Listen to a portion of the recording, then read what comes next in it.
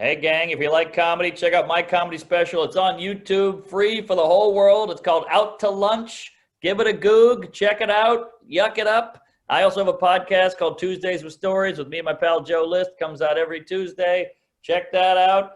And yeah, have fun. Go gay and praise Allah. Hey, Mark, how are you doing? Oh, a little hungover, a little gay. I got to get out there. I'm dying to see South Africa. As soon as everything comes down, you are more than welcome to come through. Come through, we'll take you around, we'll show you places, we'll hang out, we'll have a good time. Oh, it's a date. I'm going to hold you to that because I'm dying to see it. Hand on my heart, man. Absolutely. Please come. Do you know Will Sylvince? Yes. Oh, yeah. He's my guy. He's always talking about how I got to go there. Will loves South Africa. We love Will too. Oh, yeah. He's a cute, likable, lovable Haitian. Who doesn't eat meat? Yes. No meat, no sugar, no sex. And yet he still seems happy.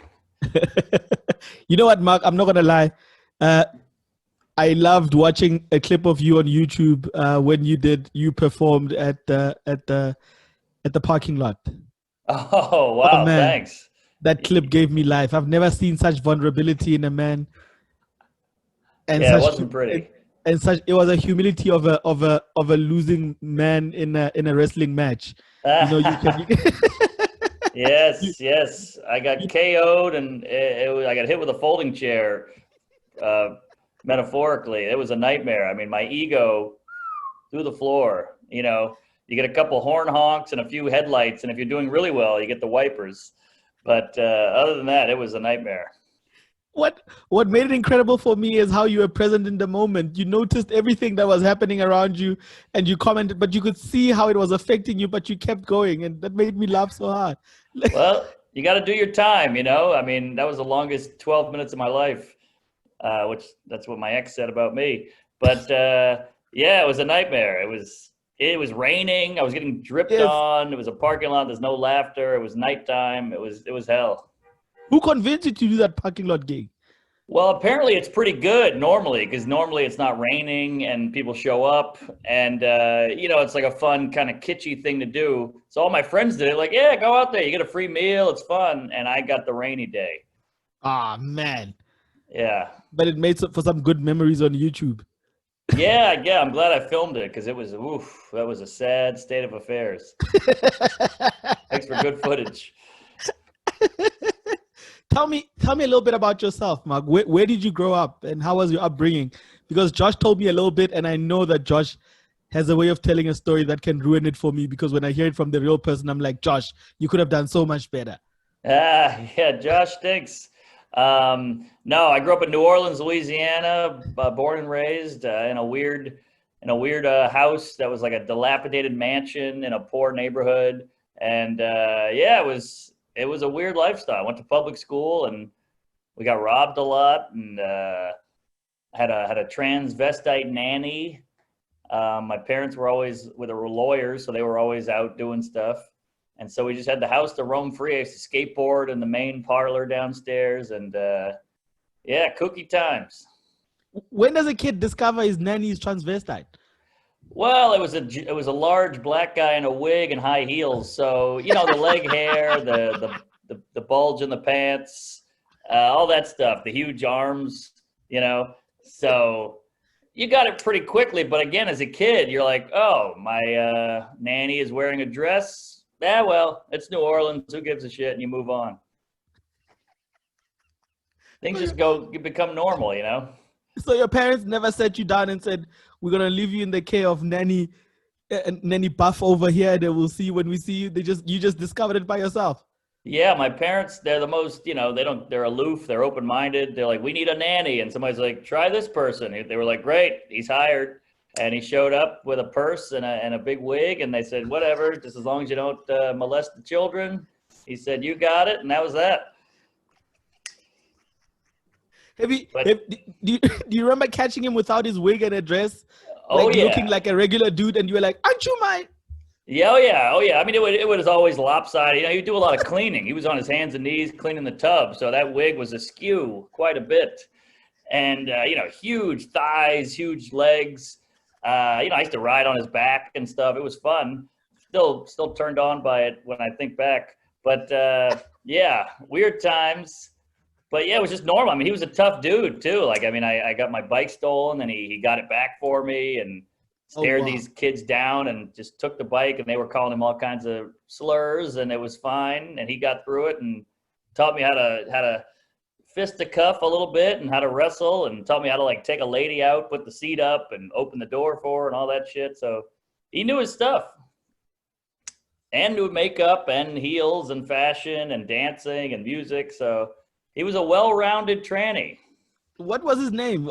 Is he still alive? No, he was killed in a sexual endeavor. He was fooling around with a guy in a van, and apparently the dong came out, and the guy flipped out and shot him. But no way. Yeah, we gave him that van too. It was like the family van, and we gave it to him. His name was Enos. Great guy. R.I.P. And yeah, my dad was like, "We don't need this van anymore. You take it. You can put all your dresses in there," because he would go on the road and do burlesque shows. Yes.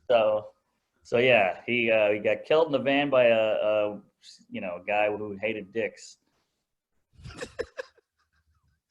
Who hated surprise dicks, apparently. Yeah. Surprise dicks are the worst dicks. I mean, dicks are bad, but nothing worse than a surprise dick. Whenever I have a conversation with my friends from South Africa and we speak about how we were exposed to comedy, it's always weird when we hear it from your perspective, because you guys had so much exposure to it. Right. You guys had sitcoms.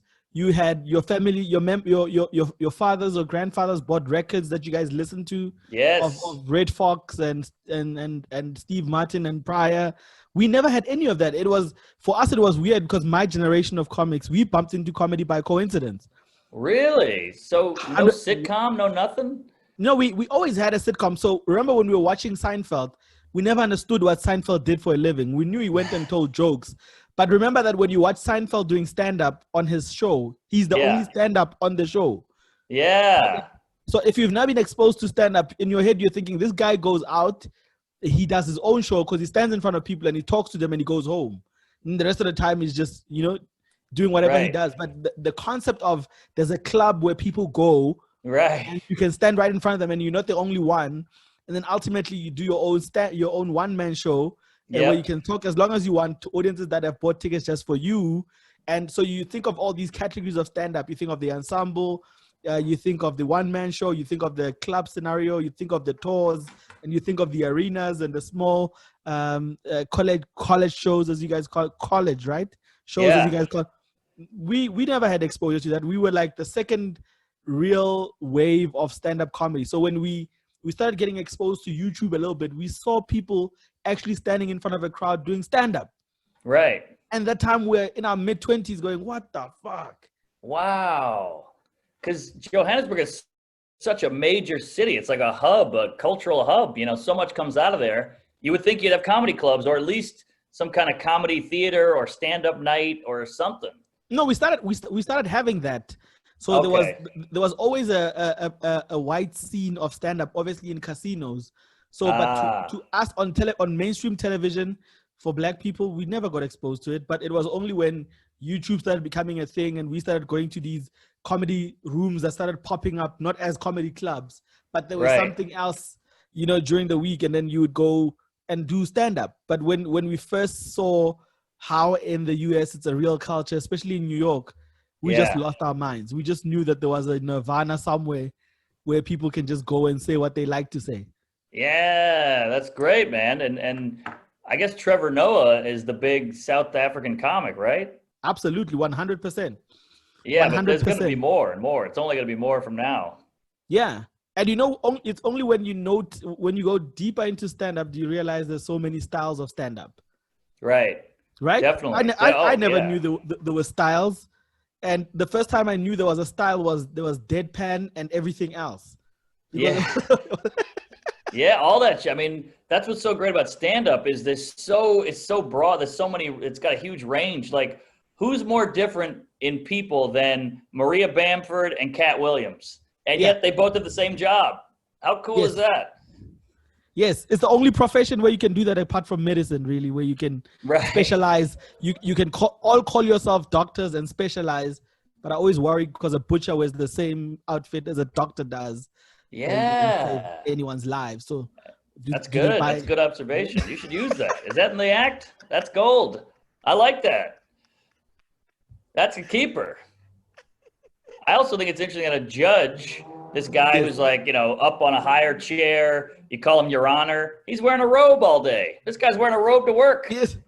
I always thought that was kind of weird. Like, this guy, I got to blow this guy. He's in a robe. I was wearing a robe earlier. I took it off to come here.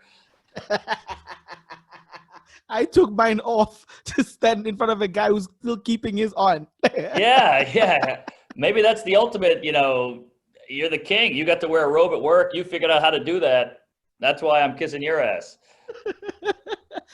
When you first start getting exposed to stand-up and going to clubs, how do you start knowing this is your style, whatever style that it is that you have? How do you go, this is my jam?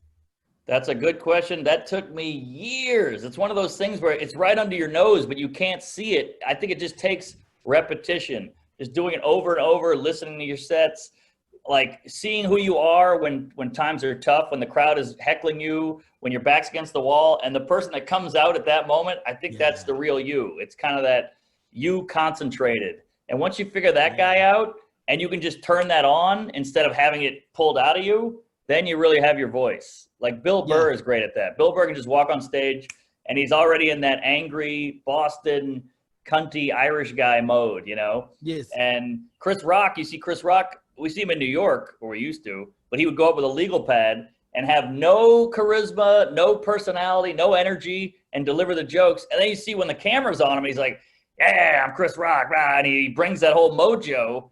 And I think that's really who you are. That's your essence or your voice. And that took me forever. I think you're right in that. I've never thought of it like that. Comics are willing to go where the average person is not willing to go. It's like we've forsaken our natural instinct to avoid death at all costs. Here, we walk into the fire. Yes, we like pilots, and I think more like U-boat. Right. Firemen. We know we're in a tube, and we know if someone drops a death charge on us, we're done for, right? Unless we fire a torpedo at them first at the right angle. Yes, yeah. It's similar to a tightrope walker. Like, you could fall at any moment, but you're like, fuck it, let me see if I can get to the other side. Is there any other rush that beats stand-up comedy? No, because you get the rush. Else? I mean, there's skydiving and there's all that shit, mountain climbing. But with mountain climbing, I still don't get to talk about the judge's robe. So you get the rush and you get your point across. So your point of view. So I think it's a perfect marriage of those two things. Look like a guy who can handle a hater too. Well, yeah, I've handled it my whole life. But COVID is a great motivator for hate. Like, COVID has 1 million people trying to kill it, trying to bring it down, and it's going, fuck you. I'm global, baby. I'm a household name. Keep trying to kill me. I've been out here a year and everybody knows my name. You guys talk about me nonstop. COVID's like the ultimate pop star. I love how COVID humbled everyone and made us stay at home and learn how to make muffins and knit jerseys. Yeah, exactly. We're all Zooming. Everybody's working from home. I'm doing push-ups like a serial killer in my living room. COVID got us. You know what I don't understand about the COVID vaccine is when the scientists say and the pharmaceutical companies say the vaccine is 80%. It works 80% effective. I'm like, so what about the 20%? I know. So who's handling the 20%? You know how big a market that will be if you can just cover the 20%? I know. But I'm an optimist. Like 80% is pretty good. I mean, aspirin kills probably 100,000 people a year. So you got to factor that in. Other shit kills people too. Cars and planes and anal and shit like that. So like, you got to factor that in. 80% is pretty good. That's a B+. But Mark, would you buy a phone that charges only up to 80%? You got a point there. Well, here's your answer. We got to get a bunch of Asian kids on the vaccine. Make them work in a sweatshop just like the iPhone and make them figure it out. Hey, they built a hell of an iPhone, those little tiny Asian fingers. So let's get them on the vaccine. I feel like whenever I think of the COVID-19 vaccine, I think COVID, because when COVID first started, it was just given the nickname coronavirus year 2019, right? So the COVID-19. Oh, I didn't know that. Yes, and then they said it's a different strain of flu, right? And then as a flu, as a sickness or a disease, has different symptoms, right? Okay. So flu is made up of everything else. So flu is almost like a fruit salad of bullshit that gives you a fever, that makes you sneeze. So that's like Captain Planet of sickness, but has been non-threatening, because the last time flu was super threatening was back in the day during the Spanish flu, right? So that's the flu that wiped up a lot of people. So from then onwards, flu like got a mild, timid reputation. Then there was flu's dirty cousin, tuberculosis, but he was still rolling around and living his best life. And then there was emphysema, that he was just evil, and then he just killed the smokers. So when they said the strain of flu, which is COVID-19, is much more dangerous, I think it was just 20% that was existing, and the 80% was the rest of the symptoms. And then the rest of the symptoms sat down to give the 20% the bullshit way to show that it's not so strong. And then that's why COVID-19 vaccine works, is because the other symptoms were like, no, I'm not going to partake in this. Sneezing was like, I'm not coming. The headaches were like, I'm taking a day off.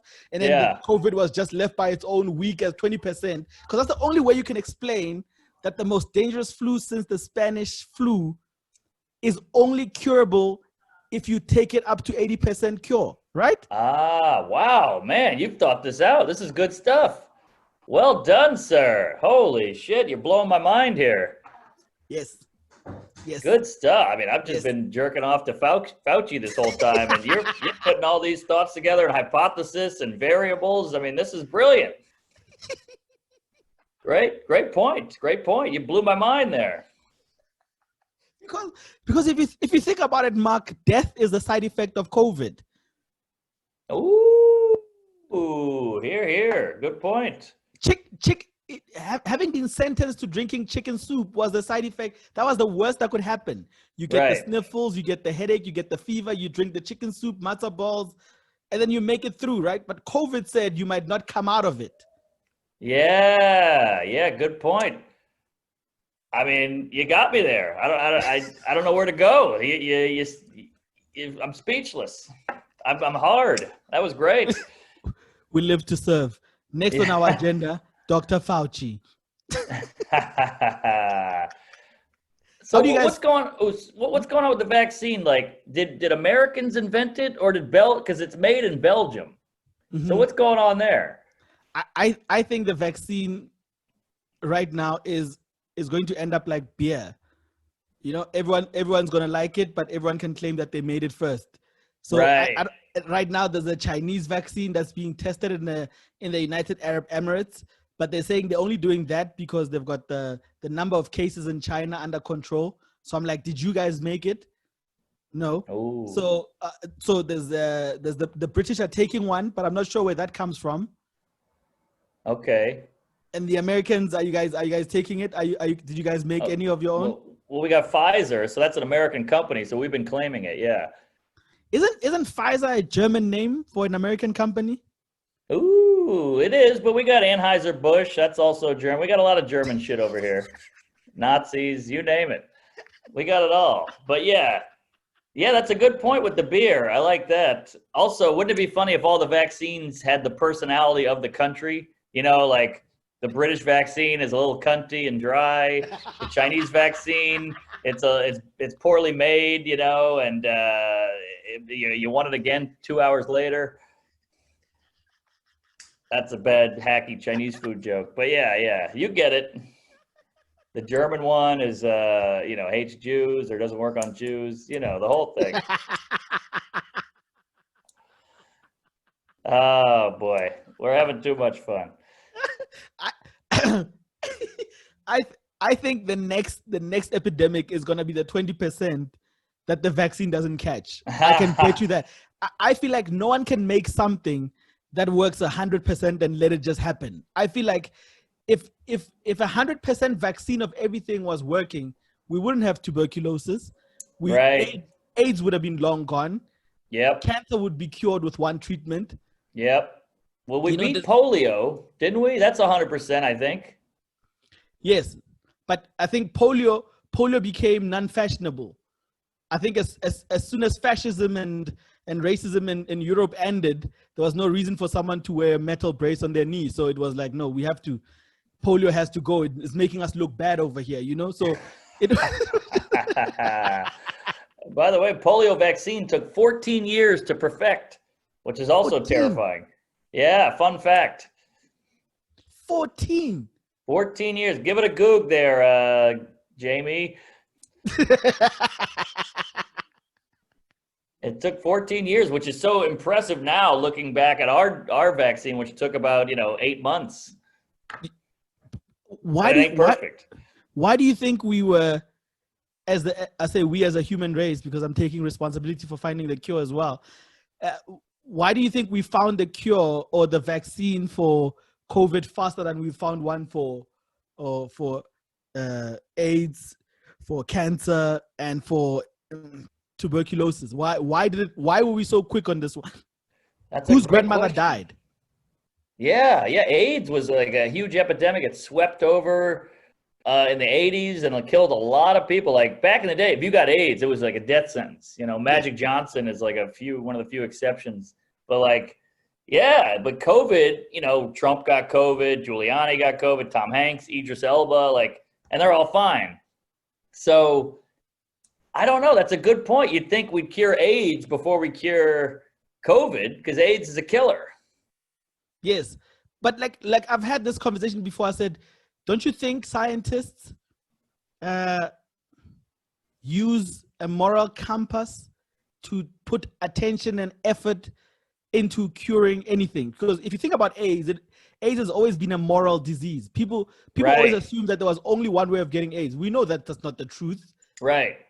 Could be a needle, could be sexual. There's all kinds of ways. Yes, but this one, when we said even your grandma can get it, someone jumped straight to it. Yeah. And I don't know about South Africa, but America, it's all about that green, baby. So the economy is shut down and they don't like that. So they go, we got to fix this. Sure, a bunch of homos are getting killed with the AIDS. They can deal with that. They're fucking each other in the ass. But not us. We need to open up this fucking shoe store. So yes. America's all about the dollar. And it's sad because the poor gay community got their ass kicked. Literally. Yeah. What's the type of stuff that you find yourself now watching on television where you're like, I would never watch this under normal circumstances? Well, my girlfriend watches all that trash reality TV, 90 Day Fiance, Bachelorette, Locked Up Abroad, whatever the fuck it is. And I hate all that shit, but I find myself looking up from my phone like, wow, what a skank. How about that, huh? She cheated on her. Oh, look at that, So it sucks you in because it's such trash. But I watch a lot of documentaries, a lot of YouTube, big YouTube guy, Wormhole. Oh, there's an elk getting killed by a lion. Let's check out this comedy set. Oh, look at that BMW. Oh, look at this fist fight. Just boom, boom, boom all day.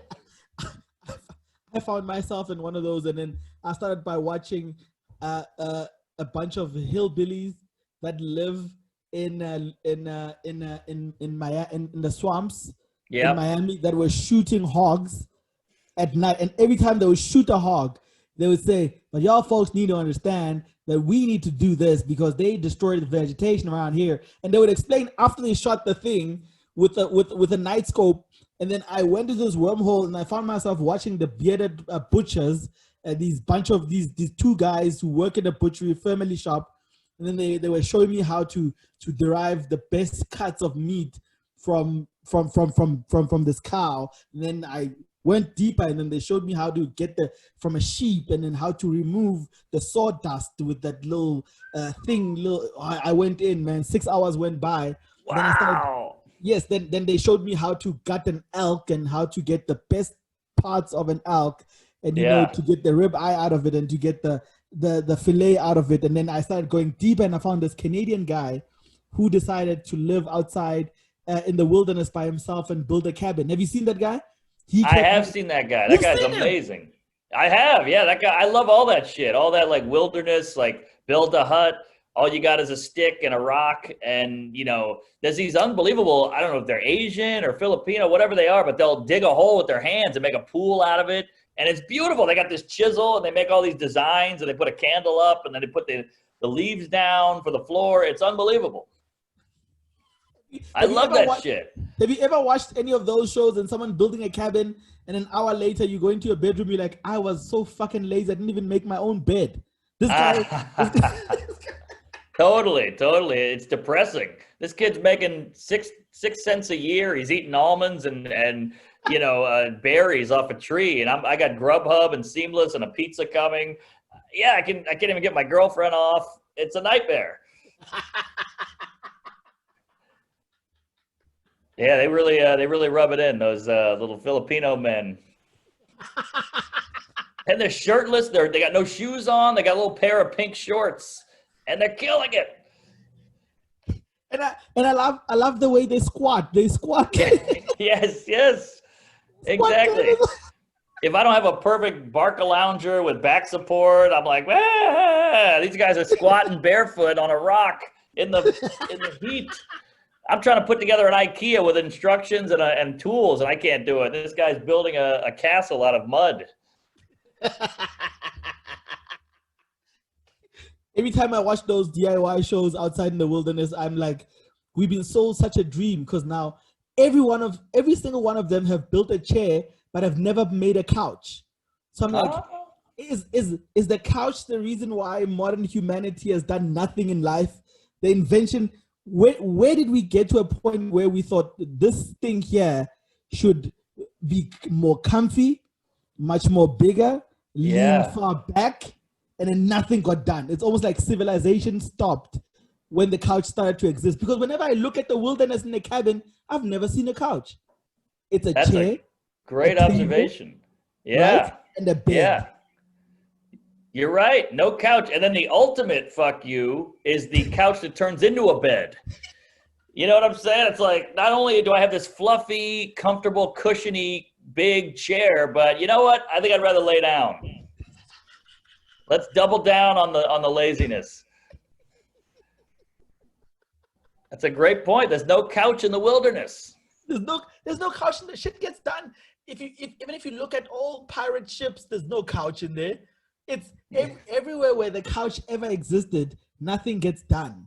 Like when I see the couch, I saw a couch on the White House, and I was like, that's why shit never gets done. Why is there a couch in here? But I think the upright sitting position makes you think better. Aha. The toilet. Aha. Good point. Even a throne. Yeah. A throne is a king's got to sit there. It's a big chair, but there's no cushion. It's just a big chair. Yes. I mean, maybe it's a little padded or something, but yes, you're right. He's sitting upright and he's looking at the court jester, or he's going to cut somebody's head off or knighting somebody. You're right. There's no couch. This is a great point. You're blowing my mind, Eugene. These are good observations. There's some good comedy over there. I take it all back. I'm just kidding. But yeah. But back to my guy in the wilderness. We must just get his name, Josh. You must get us his name and put a clip of him up there. When he started building a sauna for me, yes. that I was like, you don't deserve to be out in the wilderness anymore. Now you're trying to turn this into a spa. It's not gonna work for me. Like when, Right. But in his defense, he carried all that water in a fucking bowl from the river to the sauna. I mean, just that alone would take me 6 months. And I would go buy a hose and get one on Amazon, have it delivered to me. I mean, this guy's let me just say one more thing about the couch. Yes. At my old job, I used to work at a day job in an office building, and I went to the women's bathroom on accident one time, and they had a couch in there. No. And I remember thinking, this sums up men and women, the difference perfectly. Women are all about comfort. They want to sit down. They need a time to reflect. They got a fucking couch in the bathroom. No man would ever have a couch in the bathroom. Not a chance, Mark. Because if you think about it, most relationships have evolved because of the couch. It's when you're sitting on the couch, she lays on her chest, does she ask you, where are we going with this? You've never had this conversation sitting in a stool or in a subway. It's always when you're at the most comfortable that you get asked the toughest of questions. Yes, because she knows she waits till you get comfortable, you relax, and then she pounces. It's like an animal. You know, hawks do it. They wait till the mouse is like, you know, gnawing on his little nuts or whatever he's got, then comes in and snags him. That's what the ladies do with the relationship.